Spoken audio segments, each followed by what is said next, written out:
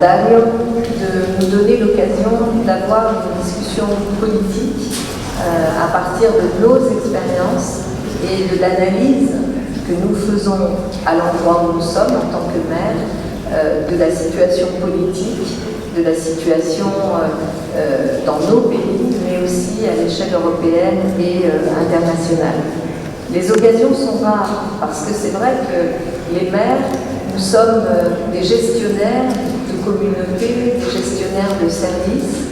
Et d'ailleurs, je le dis souvent, nous sommes des personnes politiques un peu à part parce que ce contact avec la réalité, cette obligation de servir, de faire en sorte que les services fonctionnent, que nos villes fonctionnent, que les poubelles soient ramassées, que les transports publics fonctionnent, que les écoles ouvrent, que les personnes âgées, que les personnes qui sont à la rue trouvent des solutions.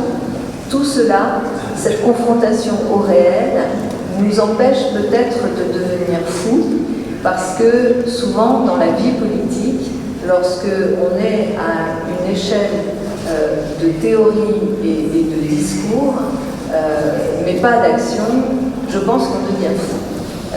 Parce que tout dans la vie politique de nos pays et la vie politique internationale montre que ce qui permet de rester dans ce qu'est la politique, c'est de rester aussi à l'échelle des réalités. Et c'est notre travail de maire. Et on le fait tous. Et tous, nous avons vu arriver la question du défi climatique, à la fois de façon théorique, par les chercheurs, les scientifiques qui nous ont alertés, mais surtout parce qu'il fallait mettre en place, souvent dans l'urgence, des politiques pour accompagner, protéger les plus fragiles contre les incendies, les inondations, contre l'augmentation du prix de l'énergie, qui fait que beaucoup de nos concitoyens se retrouvent dans une précarité extrême et n'arrivent pas à faire face. Donc nous avons, par la force des choses, pris ces défis globaux, qui sont des défis pour la planète entière, et nous avons trouvé souvent des solutions, souvent d'ailleurs bricolées, parce que personne ne les avait inventées avec nous, et oui, nous sommes des laboratoires d'innovation. Parce que dans ce bricolage auquel nous avons tous été obligés de plonger, nous avons rencontré d'autres acteurs, qui sont des acteurs qu'on rencontre à l'échelle réelle. Les entreprises, évidemment les citoyens, les ONG, et nous avons dépassé les positions idéologiques de nos formations politiques parce que la boîte à outils n'était pas là. Il fallait l'inventer et je pense qu'on a trouvé des solutions. Et que ces solutions, aujourd'hui, elles sont reconnues par les citoyens de nos villes et elles sont reconnues aussi à une échelle souvent internationale. Je pense par exemple à la façon dont les Nations Unies, avec Guterres par exemple, appellent toujours les villes, nos réseaux, à venir l'aider pour porter les ambitions en matière climatique, en matière d'accueil des réfugiés, en matière d'inclusion sociale, en matière de droits des minorités et de soutien à la classe moyenne. Il vient souvent nous chercher et nous appelle en disant « c'est là que vous agissez ». Souvent, les pays, les États-nations, les gouvernements nationaux ne sont pas à la hauteur des défis qui sont à relever. Et d'ailleurs, souvent, avec des exceptions, je pense à l'Espagne, et voilà, je soutiens vraiment tout ce travail que fait Pedro Sánchez, je pense aussi à Antonio Costa et à d'autres au niveau européen et dans le monde, mais souvent les États nationaux sont plutôt dans le blocage des processus parce qu'ils sont dans d'autres agendas que l'agenda de l'urgence des crises que nous subissons, les crises environnementales, la crise sociale, la crise des migrations et la révolution digitale. Ils sont dans d'autres agendas qui sont dictés par la quête du pouvoir pour le pouvoir. C'est aussi simple que ça, je crois, malheureusement. Et cet agenda-là n'est pas compatible avec les urgences qui aujourd'hui sont celles qui menacent en fait tout simplement la vie humaine sur place. Il y a eu la période du Covid. La période du Covid, l'économie s'est arrêtée, le monde s'est arrêté, les gouvernements ont décidé, et l'Europe a été au rendez-vous pour protéger, mettre en place, soutenir, faire un travail d'ailleurs au niveau européen sur les deux grandes révolutions, digitale et crise climatique, sur lesquelles allaient se concentrer les efforts d'investissement de l'Europe. Et beaucoup d'entre nous nous sommes dit peut-être que cette crise majeure va faire bouger les choses. En fait, non, parce que nous, les démocrates, les humanistes, nous avons géré, protégé, nous avons continué à réfléchir, à penser, mais ceux qui ne sont pas du tout dans une logique humaniste, qui sont plutôt dans l'idée que finalement, je pense essentiellement à tous ceux qui sont accrochés encore aux énergies fossiles, parce que c'est là le problème, hein, c'est les énergies fossiles, tous ceux qui sont accrochés aux énergies fossiles, un monde économique très très dur, très violent, un monde médiatique qui est financé par ce monde économique-là, un monde digital qui s'organise, prenons Elon Musk, voilà, sur une vision extrêmement conservatrice, voire plus. Ce monde-là, il a continué à s'organiser, à travailler avec la puissance, qui est la puissance des moyens financiers colossaux qu'ils ont. Et ce monde-là s'oppose clairement au monde des démocraties. D'ailleurs, ce monde-là, ce monde très très piloté par les énergies fossiles, qui voudrait continuer encore un peu, hein, parce qu'ils disent il y a encore des gisements de pétrole, de charbon, et il faut continuer à exploiter tout cela, qui voudrait que rien ne change. Ce monde-là, il en arrive à se dire que la démocratie, c'est pas forcément le meilleur gouvernement, puisque ça les empêche d'aller plus vite dans l'accumulation des ressources et de l'argent qu'ils obtiennent. Et donc, ce monde-là s'est mis quand même à penser, même le mot, démocratie libérale, démocratie illibérale. Je me suis dit, mais pourquoi on parle de démocratie illibérale? Comment une démocratie pourrait être illibérale? Ça n'existe pas, c'est contradictoire avec le mot même de démocratie. Mais ils ont fait prospérer ces idées-là.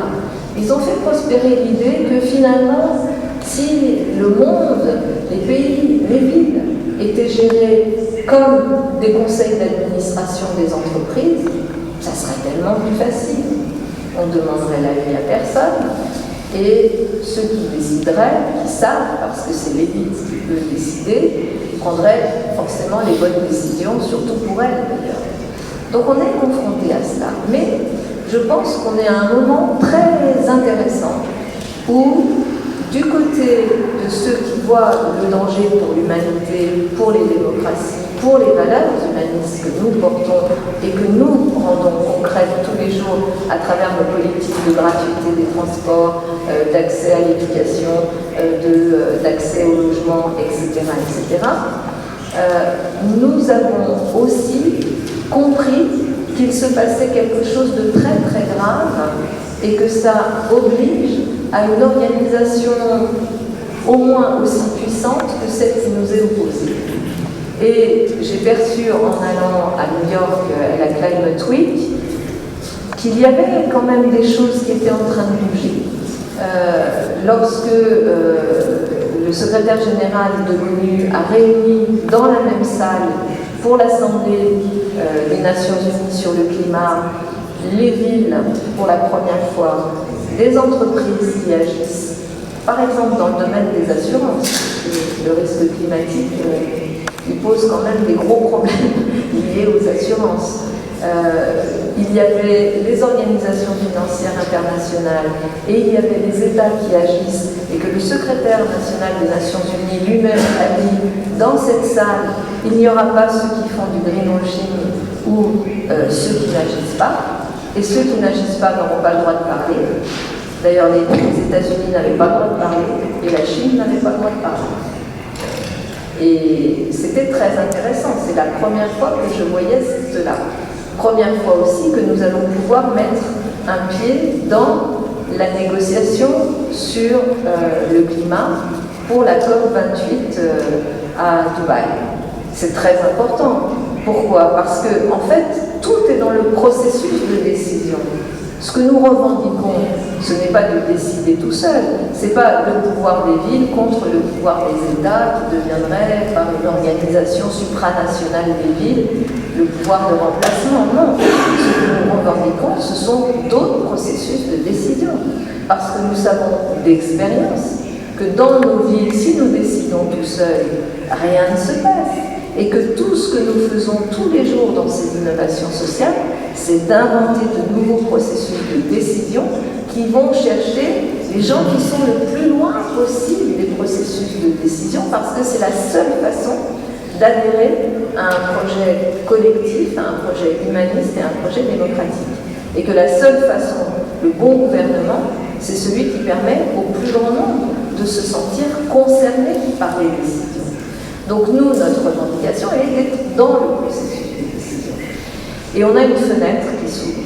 Il y a une fenêtre internationale, la COP28. À cette COP28, nous allons pouvoir aussi porter cette idée d'un outil de financement direct des villes sur la transition écologique à l'échelle internationale. C'est une réflexion qui est poussée par les Nations Unies, qui est intégrée par la Banque mondiale, qui est intégrée par les banques de développement. C'est intéressant parce qu'on sait que c'est quand même la clé de pouvoir financer nos projets, de pouvoir porter nos ambitions dans nos villes. C'est là souvent qu'on est bloqué parce que quand on est dans des États populistes ou avec des États qui combattent la vision progressiste qui est la nôtre, ils nous coupent évidemment l'accès au financement. C'est le cas en France, par exemple. Je sais que c'est le cas aussi ailleurs. Donc cette question, elle est très importante. Il y a une autre fenêtre qui s'ouvre, c'est la fenêtre européenne de l'élection de l'année prochaine, de l'élection européenne. Et nous, on n'est pas à la place des partis. Et c'est une affaire de parti, cette élection. Mais c'est aussi une affaire de quelle vision et quelle compréhension nous avons d'une Europe démocratique avec ses valeurs humanistes. Et là, nous devons aussi ouvrir la porte et être partie prenante du discours global que nous portons. Et enfin, troisième élément, je pense qu'on n'y arrivera pas tout seul. On n'y arrivera pas, même dans la meilleure relation avec les partis politiques progressistes, écologistes dans notre pays, dans nos pays et à l'échelle européenne, même avec toute notre bonne volonté. On est face à un défi qui est quand même aussi d'aider à mettre des mots sur ce nouvel imaginaire.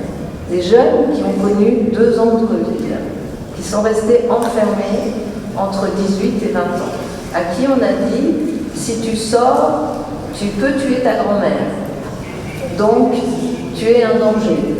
Et ils ont passé les 2 années de leur vie, qui sont quand même des années où on aime être en groupe, ensemble, ils les ont passés enfermés.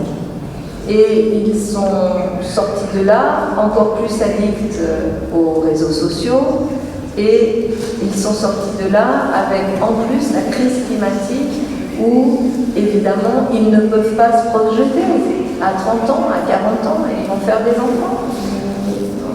Qu'est-ce qui va se passer?